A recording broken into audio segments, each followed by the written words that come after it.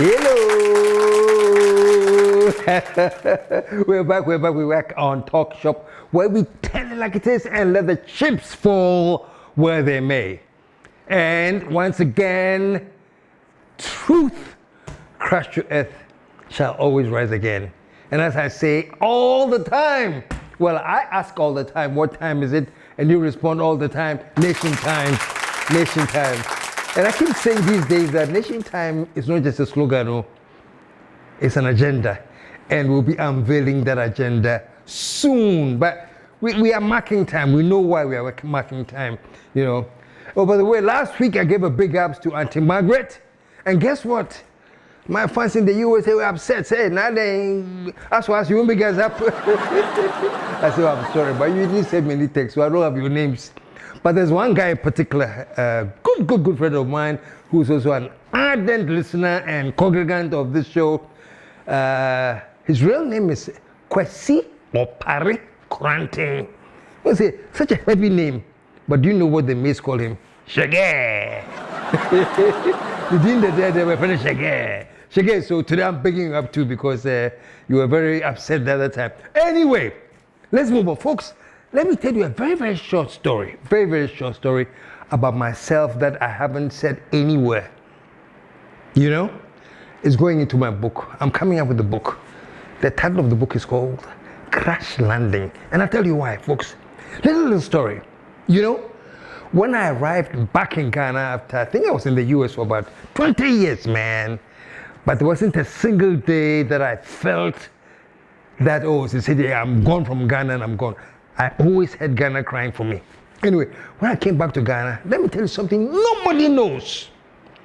At the time I was leaving the US, for whatever reason, you read about it in my book, but when I was leaving the US, the money in my pocket was $100. I know many of you will be shocked, but I'm telling you. So when I got to the airport, I got a ride to the airport, thank God. I got the ride to the airport, and at the airport, I bought a belt. I think I bought a belt and some t-shirts, so the $100 shots more. I think when I finally arrived in Ghana, my total net worth was 82 plus change cedis. 82 cedis plus change. There's so many aspects of this story, but I say, you will hold on and read the book. But the reason I get carried away with Ghana is this, folks. Everything I am, everything I am, everything I have, the brand I build, whatever KSM is, let me tell you, folks, was made in Ghana. Yeah. I had lots of experience. I came back with lots of experience and lots of training, lots of awareness, and so many other things. But I'm saying in Ghana, surviving in Ghana and becoming what I am today was all Ghana. Yes. So when I come here and I'm talking about let us build this country, I know what I'm talking about too, because this country has it. You know, we jackpot and go to the US, we go to Canada, we go to Tokyo, whatever. We jackpot for greener pastures. In the meantime, the Japanese, they jackpot and come to Ghana. The Indians are coming to Ghana. The Chinese are coming to Ghana. And I'm telling you, the same land that we live on, that at one point we said was HIPIC, highly indebted, poor country. This same land, we had Lebanese, Chinese, Indians making millions of dollars. Think about it and think about why. Millions of dollars from Ghanaian folk. This is not what I want to talk about today. I just wanted to start by every time I say that nation building, let's build this nation, is because I know what this nation can offer if we build it the right way. But we don't. Everybody wants to live in. We all condemn Ghana and nobody, and yes, rightfully so. There's so much crap to condemn in Ghana. I won't deny that. So much.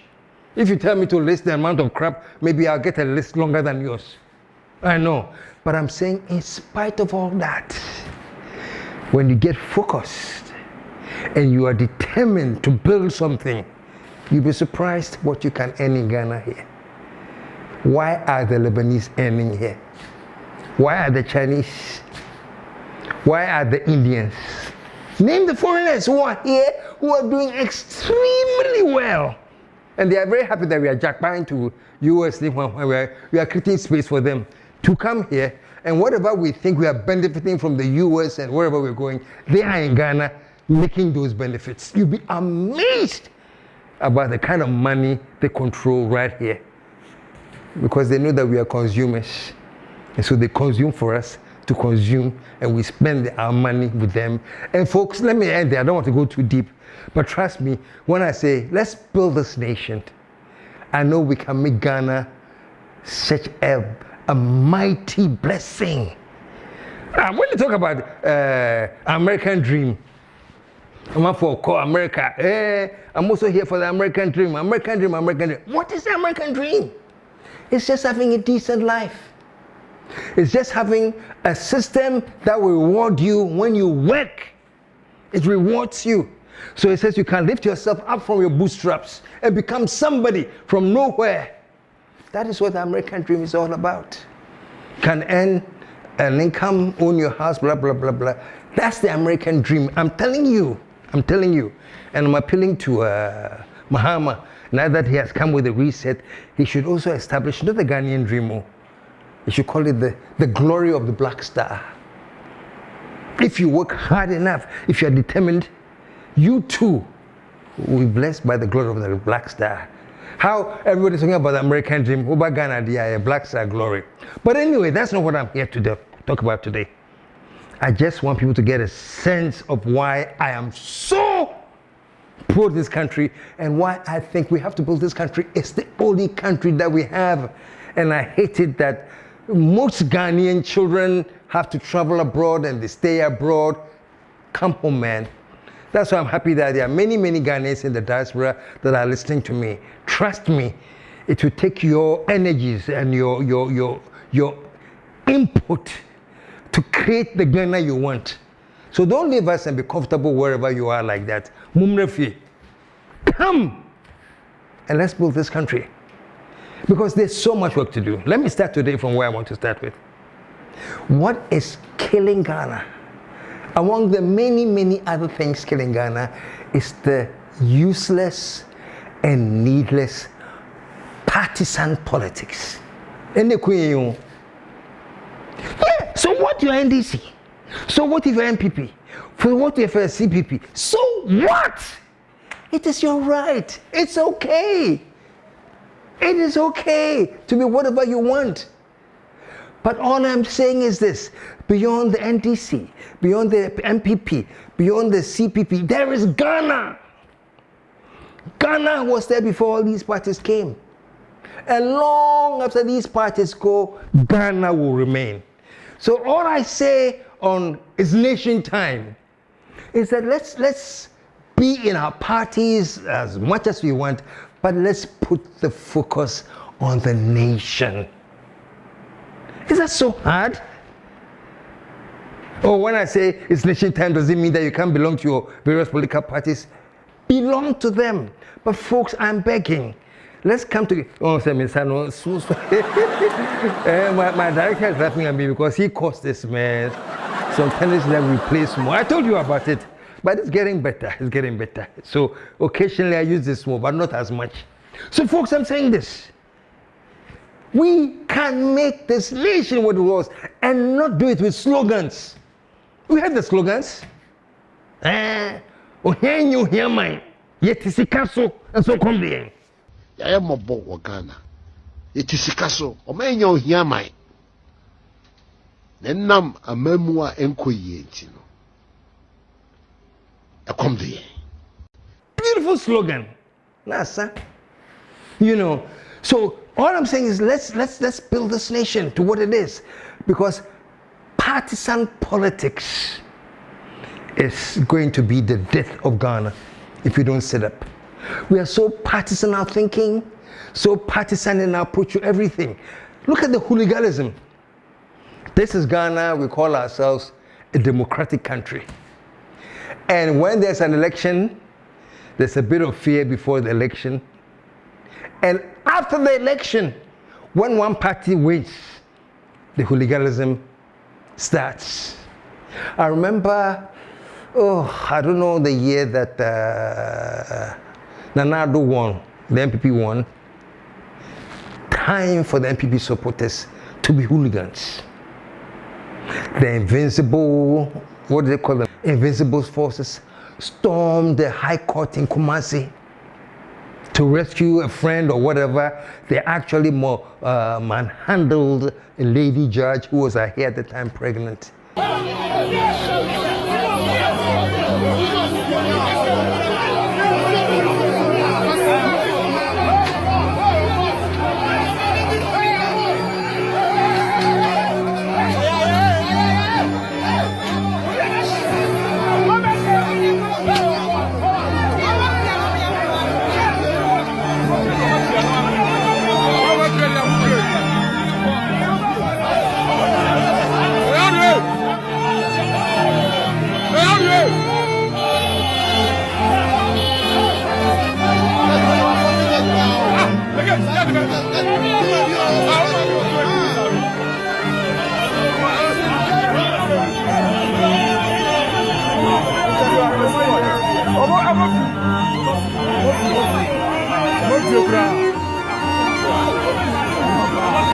Why? Yaba power.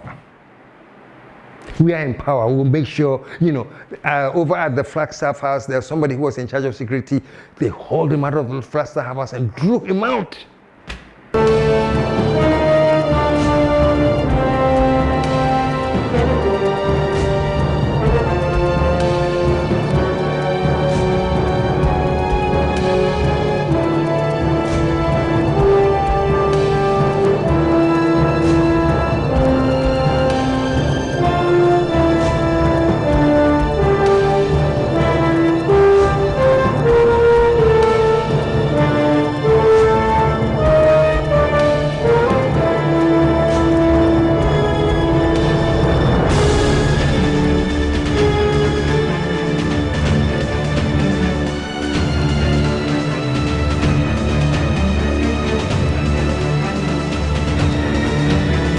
Yaba. Now, the same complaints I'm hearing from the NPP, because the NDC hooligans too, they have arisen. Why? Yaba. We had hooligans from the NDC who also went to, is it the Ghana ports? Or some company said, hey, we are going to fire the MD. Our time has come. Hey, Asamu. Charlie, any people they can't come on the MD for Gaboa. They say they can't come on the MD for Gaboa. 2016.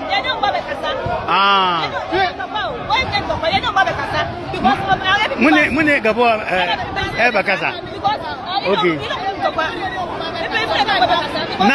No, Munjay. Okay. Mr. President, President Nabai. Hey, some Ghana. No, my winning for Hey, some. And his one's on Gaboa. You see, this indiscipline rooted in partisan crap is what is killing this Ghana. Can't we get to the point where, yeah, there's been election, but so, IGP, you know that after elections, these things happen.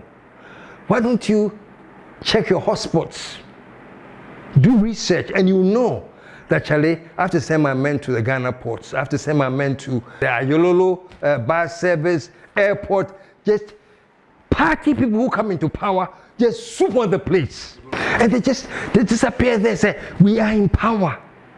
When can we get in our minds that what has happened is not a coup? Yeah, it feels like a coup because we have changed over.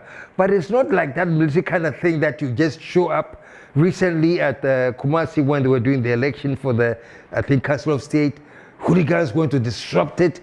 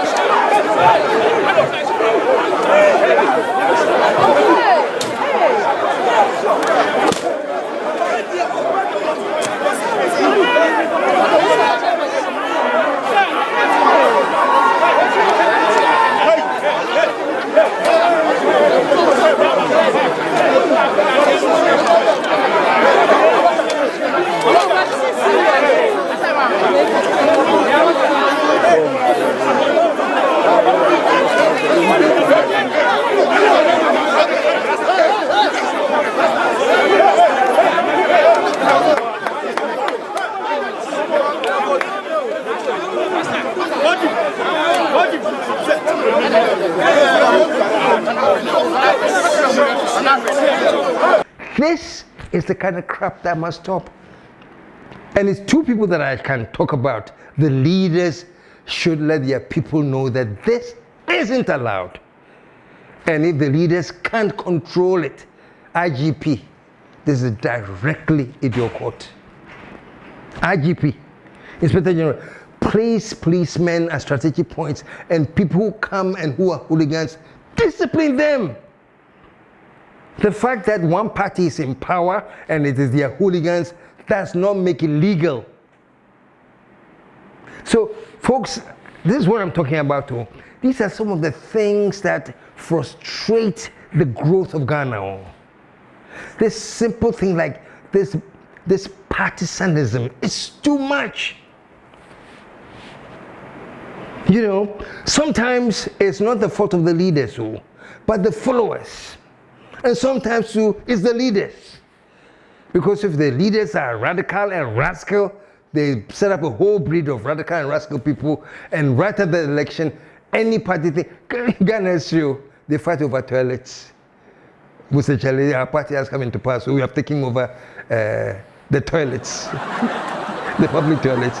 I think there's a way of registering and selling, you know, and they make money at that level, I don't know. They fight over it.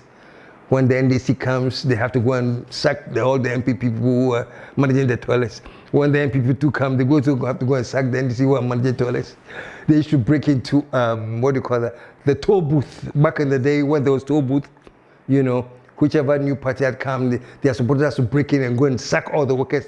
This crap, should I say, this nonsense must stop. And how do we stop this nonsense? How do we forge to the point where we know that after an election, the next thing is not hooliganism? I remember back in the day, Abronye was seizing cars. Ultimately, NDC for now, almost all Montias. To me, Ben Abronye Kita was a car we see. Me baba choka. That was from the seat of the government. And the transport executive order and young search warrant. Into a 12 year for the left and the bulldozer and you will go to Fakano. The corporations, and then he'll go and he will hold a car driven by whoever and seize the car. This is not right. You know, these are the things that is not making Ghana get on track. And we have to get rid of them. Because we are trying to build a nation here. And we are not building a nation led by hooligans who the law cannot touch. It's like all of a sudden, when there are some things, there are some people called the untouchables. You can't touch me, you know. And it's destroying this country. And remember, I think just before the NDC left, I think he hired, 13,000 public servants? 13,000. Nanado came in power and says, how can you hire all these people just before you leave? And then I am the one supposed to be paying them. No. Summarily dismissed all of them. 13,000. Because it was not legal the way you guys came in. And now look at the reverse. Now Nanado is also leaving and is also hiring about almost, I don't know, like 10,000 people into the public service. And then Mahama also issues a letter that none of them are effective. So let's sack them all. and guess what? It becomes a legal turf, a legal battle between the two supporters. One is saying now the NPP is saying no. You have no legal basis to terminate them. As a matter of fact, this man went as far as saying that Mahama should be impeached. What's his name? Osei Mensah. That Mahama should be impeached because he has gone against, you know, the Constitution. So we are public servants. Now also dismiss it. Constitution in Article 191 says you cannot do that without a just cause. Just cause need any. The recourse left to us, and they say, and they may impeach you. This is the partisan back and forth that I don't get. It doesn't make sense to me at all. That you've been in power for 8 years, you're leaving, so you hire I don't know how many number of people just to throw into the payroll and just for the other government to come and handle and that are government. It doesn't make any sense, folks. We have to get to the point where there is law and there's order. If there are 10,000 openings, where are they published? Show all the 10,000 positions that were being published. Show who applied for them, and show why those who got the job. And I'm sure there's nothing on both sides. Whether it's NPP or NDC, this is not a time to play job for the boys and girls. And my papa auntie, let me take care of my foot soldiers. No, let's stick with what is lawful. If the positions are open, publish them. Let us all see it in the newspapers that these positions were published. Let us all know. And as you are hiring, let us see the process. If I come right now to the public service to find out when things were published, before all these CVs were sent, can you show me anything? But anyway, let's move on. It's part of the nation building that we're talking about. Yeah? That let's hire people who are confident, who have merit, who are add value. Those are the people that we should hire, and not foot soldiers because they are with the party. I know say, it can't stay. These are some of the radical things that need to end. And I know that at this point, there are many who disagree with me, but it's okay. It's okay. All right? Let's move on. You know, if we don't stop this partisan thing and everything is about, so we forget. We forget. When Kufuor came into power, he was bent on prosecuting those who have lost money. He didn't say looting, he called it financial loss to the state. And he says he was bent on prosecuting any NDC official who had caused financial loss to the state. What happened? He set up the fast-track courts. Among the people that were prosecuted and jailed was the finance minister, Kwame Pipra. Kwame Pipra went to jail. Wasn't he Minister of Finance? He went to jail. Salome, may he so rest in peace, he also went to jail. I think he died in jail. Chachushi Kata, at one point, he challenged the legality of the fast track court, but a legal maneuver was pulled and he was voted out and sent to jail. Folks, this has happened in Ghana. We all saw it. So sometimes I was wondering, so when the office of the special prosecutor said he was also looking for Ken, it became a partisan issue. Many NPP members were upset. You don't have any legal right to do that. A whole partisan thing. Why? We have seen it before, where finance minister and the deputy finance minister were sent to jail. And so if the OSC says he's also looking for Ken. Ladies and gentlemen of the media, a few minutes ago, I signed a directive declaring a high-profile person a fugitive from justice. This person is wanted by the OSP to answer charges in respect of several cases, including the following. 1. Contractual arrangements between Strategic Mobilization Ghana Limited and the Ghana Revenue Authority for the stated objective of the enhancement of revenue assurance in the downstream petroleum sector, upstream petroleum production, and minerals and metals resources value chain. 2. Termination of a distribution, loss reduction, and associated network improvement project contract between the Electricity Company of Ghana Limited and Beijing Zhaochen Technology BXC. 3. Procurement of contractors and materials and activities and payments in respect of the National Cathedral project.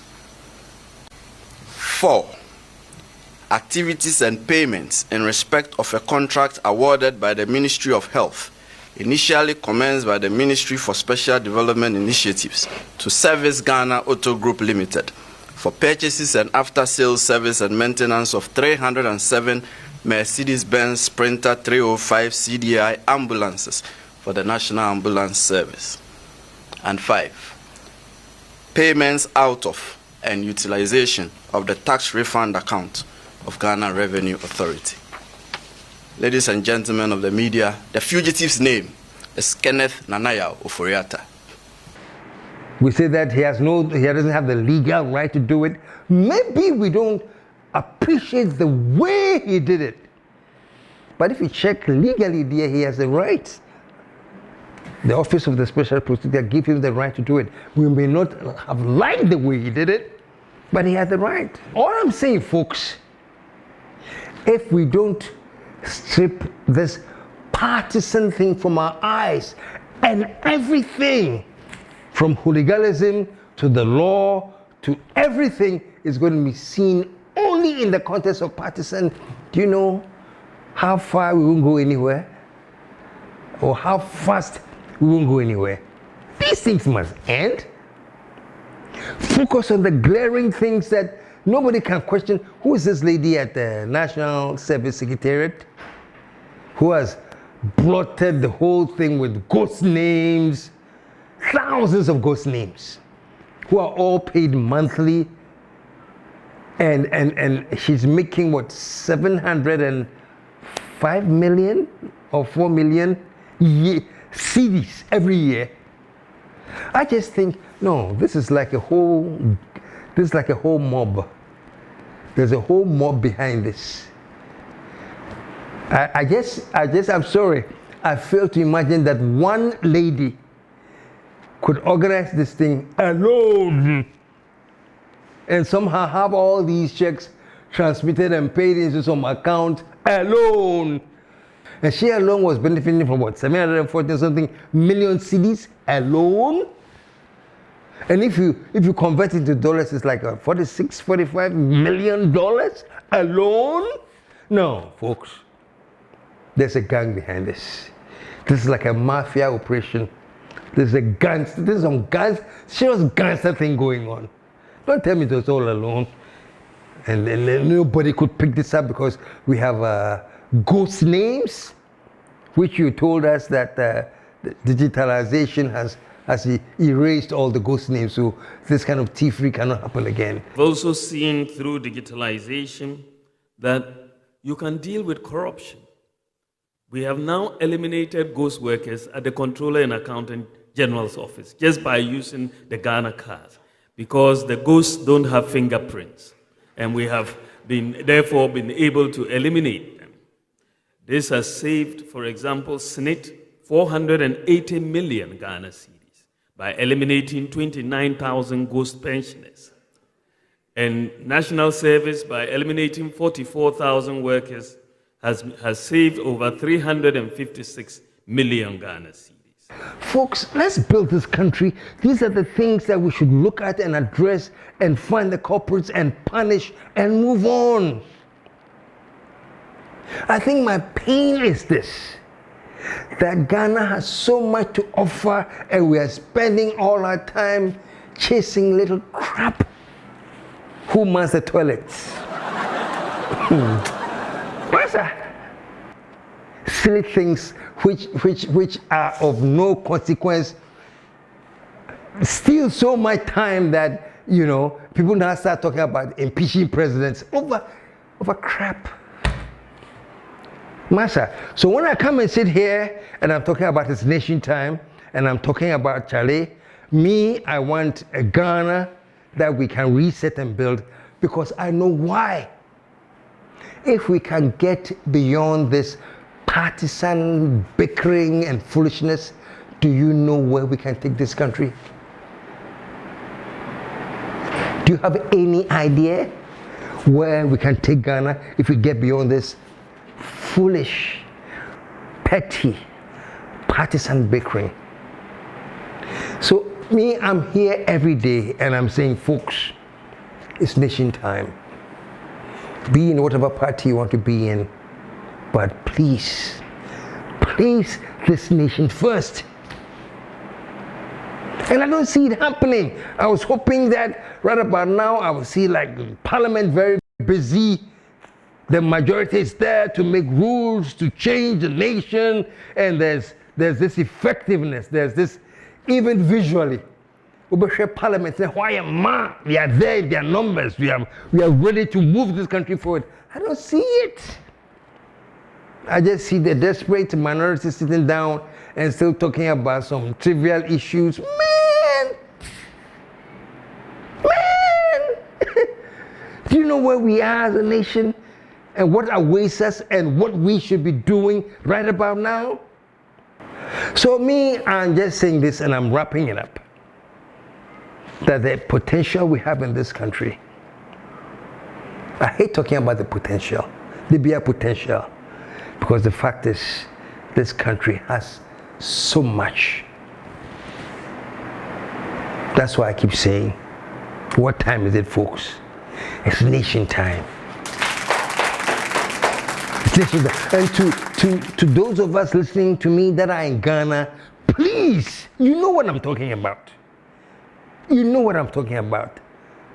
And I'm saying sit quietly, because the agenda will be unraveling, and I will need all of your backing and support for us to rally together to lift this country up. It will happen. And yes, of course, this is a slogan now, but we are going to turn it into a reality. Ghana shall rise again.